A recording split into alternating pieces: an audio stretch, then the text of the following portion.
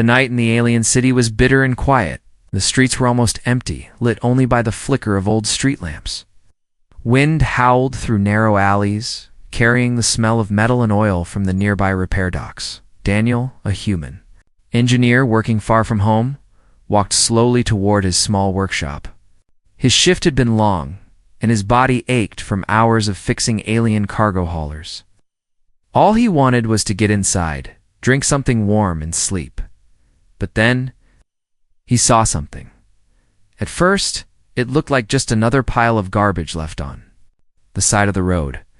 The alien districts often had such piles, scraps of cloth, broken parts, useless junk. But as he got closer, the pile moved. Daniel stopped. His human eyes adjusted to the dim light, and his breath caught. It wasn't trash. It was a person. She was small, thin, and wrapped in nothing but a crumpled alien hospital sheet. Her skin was pale blue, almost gray, and her lips trembled. One of her hands was clutching a piece of paper half wet from melted snow. Daniel crouched down, careful not to startle her. "Hey, are you okay?" he asked softly. The girl's eyes fluttered open. They were bright violet, glowing faintly, even in the dark. But there was no strength in them, only exhaustion and fear.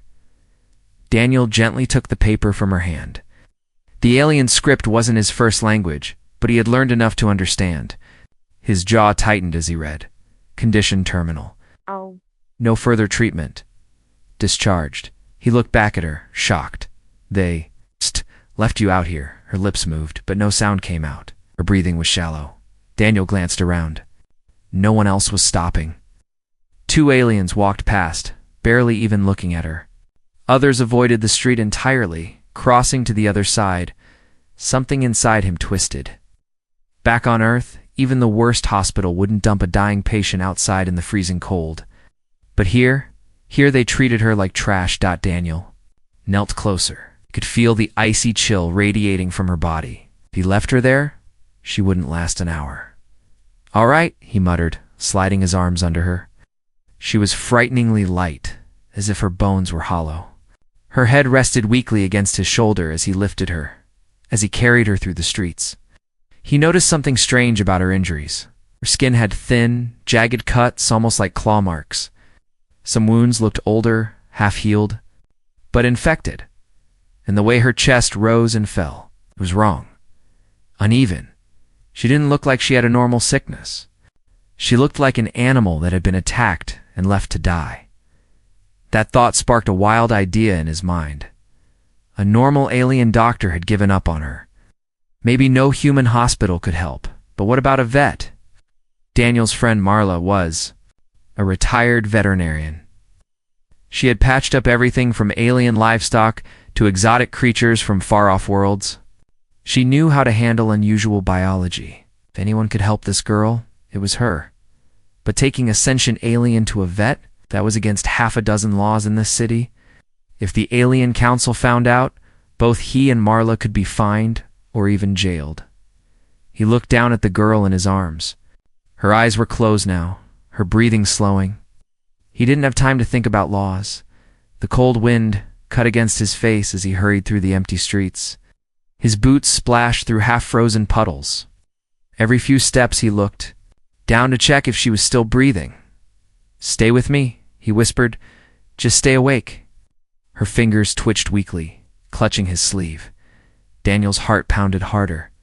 He pushed himself to move faster. By the time he reached his workshop, his hands were numb from holding her so tightly. He placed her gently on his workbench, wrapped in an old thermal blanket. She stirred but didn't wake. Daniel grabbed his cum device and sent a quick message to Marla. "Emergency. Need your help. Life or death." The reply came fast. "Daniel, it's late. This better not be," he interrupted by sending her a live feed from his workshop camera. The moment she saw the girl, there was silence, then a sigh. "I'll be there in 5 minutes." Daniel leaned over the alien girl again. Her skin was colder now, and her breathing made a faint rattling sound. He could feel time slipping away. "Hold on," he said, gripping her hand gently. "I'm not leaving you like this." In the distance, the low hum of a hover vehicle approached. Relief washed over him. Marla was coming. But as Daniel looked down at the girl one more time, he realized something unsettling. Her faint violet eyes were open again, and they were staring straight into his, as if trying to tell him something before it was too late. The sound of the hover vehicle grew louder until it stopped right outside Daniel's workshop. The door slid open with a hiss, letting in a rush of cold air, and Marla stepped in. She was in her 50s, her hair streaked with silver, wearing a thick coat and gloves. A heavy bag of medical tools hung over her shoulder. Her eyes went straight to the workbench where the alien girl lay. Marla froze. "Daniel, that's not an animal, I know," Daniel said quickly. "She's worse than she looks. The alien hospital threw her out to die." Marla walked closer, her boots crunching on the workshop's gritty floor. She studied the girl, frowning at the claw-like wounds and the faint glow of her eyes. She touched the girl's neck, feeling for a pulse. "She's in shock," Marla muttered. "But Daniel, treating her is illegal. The Alien Council calls this interference with another species' medical rights. If they find out, we're both in trouble." Daniel's jaw tightened. "If we do nothing, she dies tonight. I'm not letting that happen." Marla pulled her hand back and looked at him sharply. "You're asking me to risk everything. I've been out of practice for years. She's not built like anything I've worked on before." "And figure it out," Daniel said, his voice low but firm. "She's breathing, which means there's a chance." Marla stared at him for a moment, then sighed. "Always drag me into trouble." Daniel managed a faint smile. "And you always save someone's life in the end." Finally, she set her bag down on the workbench. "Fine, but if anyone asks, we never had this conversation."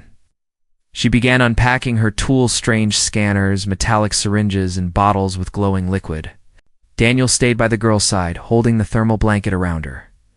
"What's her species?" Marla asked. Daniel shook his head. "No idea, but the wounds, they're not normal." "What?" "Look at the depth. Looks like she was mauled." Adjusted her glasses, studying the injuries. "These aren't just from any wild animal. Whatever did this wanted her dead." And she paused, pulling a small scanner over the girl's chest. The device beeped, displaying lines of alien text. "What is it?" Daniel asked. Marla's lips pressed into a thin line. "Her lung isn't just damaged, it's punctured. She's losing oxygen fast." Daniel's stomach sank. "Can you fix it?" Marla didn't answer immediately. She grabbed a sealed container from her bag, opening it to reveal a smooth, silver device. "If I use this, it might work. But it's meant for treating alien war beasts, not sentient lungs. I can't promise it'll heal her, or that it won't make things worse." Daniel looked at the girl. Her breathing was shallower now, her violet eyes fluttering open for only a second before closing again. She was slipping away. "Do it," he said. Marla hesitated, then nodded. "I'll need your help. Hold her steady." Daniel slid his hands under the blanket, keeping her from moving. Marla positioned the device on her chest, and with a soft hum it began to glow, sending thin threads of energy into her body. The girl suddenly gasped, her back arching. Daniel felt her grip his arm tightly, her nails sharper than human ones, digging into his sleeve. "It's all right," he whispered. "Stay with us." The device's hum grew louder. Marla's eyes darted to the scanner. Her oxygen's rising. It's working. After a tense minute, the device powered down, and the girl's breathing became steadier. She still looked pale, but her lips had regained a faint color. Marla exhaled slowly. She live now, but she needs days of care. "Daniel." She gave him a sharp look. "If the council finds her here, they won't just punish me. They'll come after you too." Daniel glanced at the door, then back at the girl. "Then we make sure they don't find her." Outside, the alien city continued its cold, careless life. But inside that small workshop, Daniel had just made a choice that would change everything for him. And for the girl who had been left to die. The workshop smelled of oil and metal. But now it was mixed with something sharp and strange. The scent of alien blood. Marla wiped her hands with a cloth. Her brow furrowed. She's stable for the moment, she said, but her voice carried no relief. Daniel, this isn't a simple case. She's not just sick or injured. Someone wanted her to die. Daniel looked up from the thermal blanket he was adjusting around the girl. You're saying this was an attack? Marla nodded slowly, scanning the deep claw marks again. The wounds are too clean to be from a random animal. They're deliberate, meant to cripple her, not kill her instantly. That's cruelty, Daniel. The girl stirred faintly, her violet eyes opening for a moment. She looked at Marla, then at Daniel, before her gaze dropped to the floor. There was fear there, but also shame. She knows something, Daniel said. Quietly, Marla's eyes narrowed. She talks, and the wrong people here. We could both end up in trouble. Maybe worse. Daniel frowned. So what do you suggest? Let her freeze to death out there. I'm saying, Marla replied, we need to think before we act. The Alien Council has strict rules. If they find out we've interfered, they'll call it tampering with another species' fate. They won't care that you saved her. Daniel leaned closer to the girl. I'm not leaving you, no matter what it takes. The girl's lips trembled. She whispered something soft, musical words in a language Daniel didn't know. Marla tilted her head, recognizing part of it. She's speaking Old Valeri, Marla murmured. That's a dying dialect. Hardly anyone uses it anymore. Blinked. So she's from some remote place? Remote? Or from a group the council doesn't want to acknowledge, Marla said, her tone heavy. This is dangerous, Daniel. You don't just find people like her abandoned on the street. They're made to disappear. That sent a chill down Daniel's spine. The girl's breathing steadied, but her gaze never left his face, as if she were silently asking if she could trust him. He gave her a small nod. Marla started packing away some of her tools, but her hands moved slower than usual. If we do this, we have to do it right. She'll need food, warmth, and daily treatment. She can't go outside, and neither of us can talk about her to anyone. Daniel's mind was already racing. He had space in the workshop's back room and old storage area that could be cleaned and heated. No one came back there. But one thought kept circling in his mind. Why would an entire medical system throw her away? Marla interrupted his thoughts. One more thing. If she's from a hunted group, people might already be looking for her. Daniel glanced toward the door, his jaw tightening. Then they'll have to get through me first. The girl blinked at him, her eyes shimmering faintly in the dim light. For the first time, Daniel thought he saw something other than fear, maybe hope. But outside, in the cold streets, a shadow moved past the workshop window. Someone or something was watching. Asterisk, the shadow outside the workshop window was gone by the time Daniel turned his head. But the feeling remained like cold fingers tracing the back of his neck. Marla didn't notice. She was too busy setting up her portable surgical lights, their harsh glow spilling across the workbench. The alien girl, still wrapped in the thermal blanket, lay under the beam, her chest rising and falling unevenly. Daniel kept glancing at the door. You're sure she'll make it through this? Marla didn't look up. No, I'm sure she'll die if we don't try. Her voice was calm, but her hands moved fast, preparing a set of slender instruments, sealing gloves over her wrists. And loading a vial of glowing green fluid into a strange injector, Daniel stood at the girl's side, his hand resting gently on her shoulder. You hear that? We're not giving up on you. Her violet eyes opened just a sliver. She whispered something again, the same old Valeri words as before. Daniel couldn't understand, but the sound carried gratitude and fear. Marla began. Hold her steady. Daniel nodded, placing his hands gently over the blanket. The girl's body tensed as Marla used a laser scalpel to open a small incision over her damaged lung. The smell of scorched skin filled the air. Daniel swallowed hard, fighting the urge to flinch. Her lungs collapsed in 2 places. Marla muttered, I'm going to seal them with biofoam. She worked with swift precision, injecting the glowing foam into the wounds. It expanded instantly, knitting tissue back together in seconds. The girl gasped, her back arching as her body tried to pull in more air. It's okay, Daniel said softly. Breathe, just breathe. Then suddenly, her eyes went wide. Her body jerked against the blanket, and her breathing stopped. The monitor Marla had connected began to scream with warning beeps. Daniel's heart jumped. What's happening? She's crashing, Marla snapped. Move. She reached for a device that looked like a cross between a defibrillator and a pulse cannon. Pressing it against the girl's side, she triggered a burst of energy. The girl's body shuddered once, twice, before she gasped sharply, her chest rising again.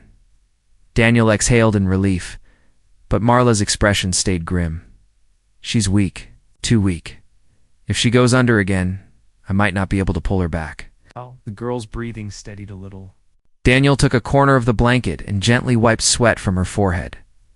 She's not dying on my watch, he said firmly. Marla glanced at him.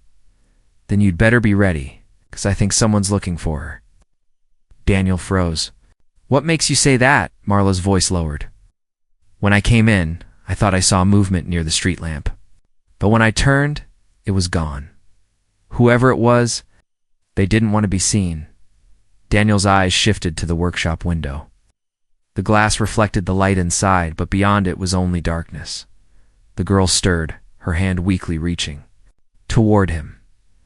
Daniel took it without hesitation. Her grip was fragile, but her eyes locked on his unspoken plea. He gave a small nod. I've got you. Outside, somewhere in the night, a figure moved silently away from the workshop. Done. Pressed a small communicator to their mouth. She's alive, the voice whispered. And she's with a human. It was past midnight, and the workshop was quiet except for the soft hum of the heater in the back room.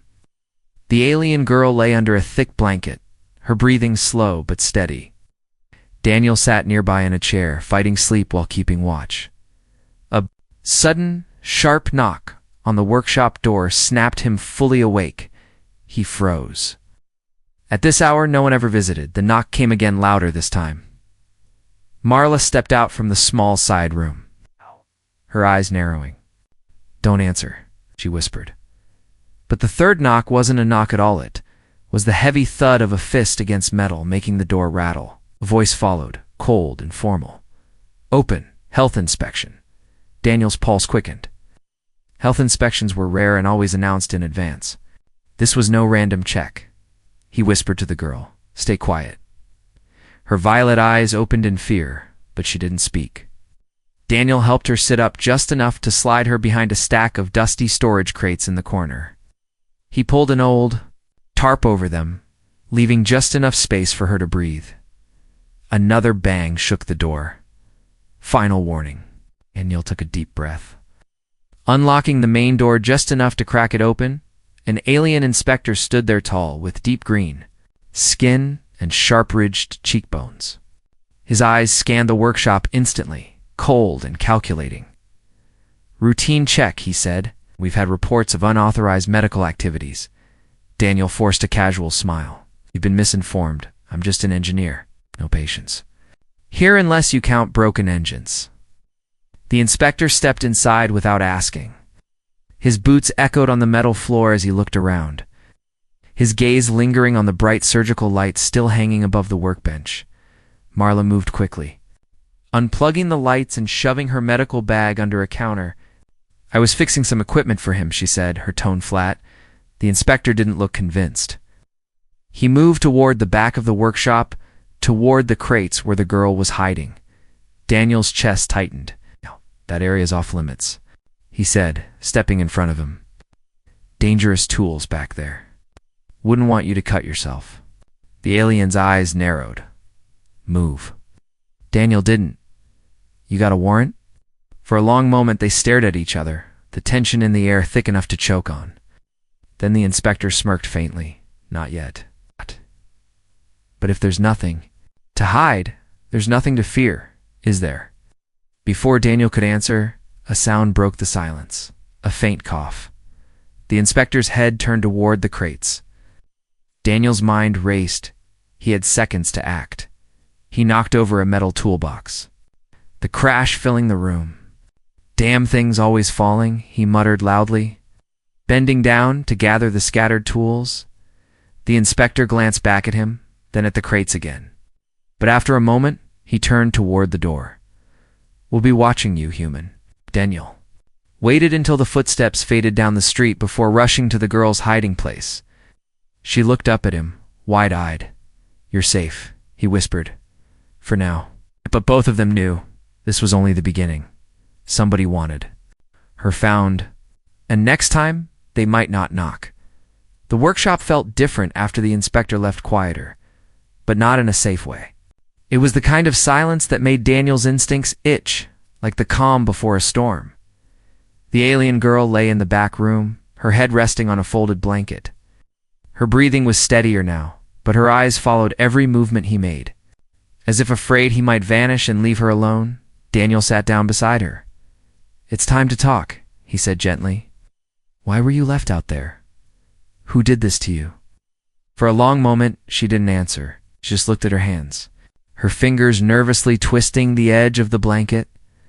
Marla entered quietly, carrying a cup of warm broth. "She needs strength," she said, handing it over. The girl hesitated, then took the cup. She drank slowly, her gaze still lowered. Finally, in a soft, melodic voice, she spoke. "My name is Arya." Daniel nodded, encouraging her. "Arya, that's a good start. Go on." Her next words came in halting basic, as if every sentence hurt to say. "I was chosen. It's not for honor, for pain." Daniel frowned. "What do you mean?" She swallowed hard, eyes glistening. "My people have castes. If you are born low, you are nothing. You do the work no one wants. You eat last. You sleep where you can. And if someone important wants you gone, you vanish." Her voice trembled now, but she forced herself to continue. "I was blamed for something I didn't do. A noble's betrayer, an expensive died. They said it was my fault. I was punished." Daniel's jaw tightened. "So they beat you and left you outside?" Her eyes flicked up to meet his. "Not just beat, they called the beast handlers?" Marla's face went pale. "They're assassins. Daniel, they train wild predators for killing." Arya nodded weakly. "The beasts attacked, but I lived. That angered them." Daniel clenched his fists. "So the doctors refused to help you because of your caste?" "Yes," Arya whispered. "They said, why waste medicine on a lowborn?" She looked at him, then really looked as if searching his soul. "But you are not of my kind. Why help me?" Daniel didn't have to think, because where I'm from, life matters. "No matter where you were born." Raya's lips trembled, not from cold this time, but from something deeper. Reached out, her hand resting lightly on his. "Then you are not like them." Marla broke the moment with a warning. "Daniel, if the beast handlers were sent after her once, they might try again, and now they'll know she survived." Arya looked down. "They already know. The inspector. He works for them." Daniel felt the weight of her words settle over the room. That meant they weren't just being watched, they were being hunted. He took a deep breath. "Then we prepare. They want to take you again, they'll have to go through me first." Arya didn't smile, but there was a faint light in her eyes now, a spark that hadn't been there before. She wasn't alone anymore, but somewhere out in the city, the beast handlers were already sharpening their claws. And this time, they wouldn't fail. 3 nights passed. The workshop had turned into a fortress locks, reinforced, windows covered. And an old motion sensor alarm Daniel dug out from storage mounted above the door. Marla came by each evening to check Araya's healing wounds. But her visits were shorter now. Daniel noticed something changing in Arya. She spoke more. She asked questions about human life. She even laughed once. Small, unsure sound, but real. Still, there was something in her eyes. A quiet fire growing stronger. That night, Daniel was working at his bench when the alarm chirped once soft but clear. His head shot up. Someone was outside. Before he could move, Arya appeared from the back room. She was no longer wrapped in blankets. She wore a fitted dark tunic Marla had altered for her. And across her shoulder was a thin leather strap holding a curved ceremonial blade. Daniel blinked. "Where did you?" "It was hidden in my hospital sheet," she said quietly. "They took my dignity, not my skill. The alarm chirped again. Daniel moved toward the door, but Arya stepped in front of him. You saved me when no one else would. Now I protect you. Arya, he began, but she was already moving. The door slid open just enough for a cold draft to spill inside. A shadow stepped forward, tall, broad, with the unmistakable stance of a fighter. A faint growl came from the darkness. Daniel's instincts screamed danger, but before he could react, Arya was in motion. Her blade flashed in the dim light, moving with a speed he hadn't seen before. The shadow staggered back, a sharp cry. Breaking the night air, Daniel ran to her side, but she stood firm, her violet eyes burning like fire. The attacker retreated into the dark, leaving only the faint sound of claws scraping against stone. She lowered her weapon, but didn't relax. That was only a scout, she said. The beast handlers will send more. Daniel felt a mix of awe and worry. You could have been killed. Her gaze softened. I was already dead to them, Daniel. You gave me life again, and now I give you mine. For a long moment, they just stood there in the cold night air, the city silent around them. Daniel didn't know what tomorrow would bring, whether they'd fight again, or run, or disappear entirely. But he knew one thing. He hadn't just saved Arya. He'd gained an ally who would stand at his side, blade in hand, against anything. The galaxy threw at them, and somewhere in the shadows the beast handlers were planning their next move, and aware that their prey had become a predator.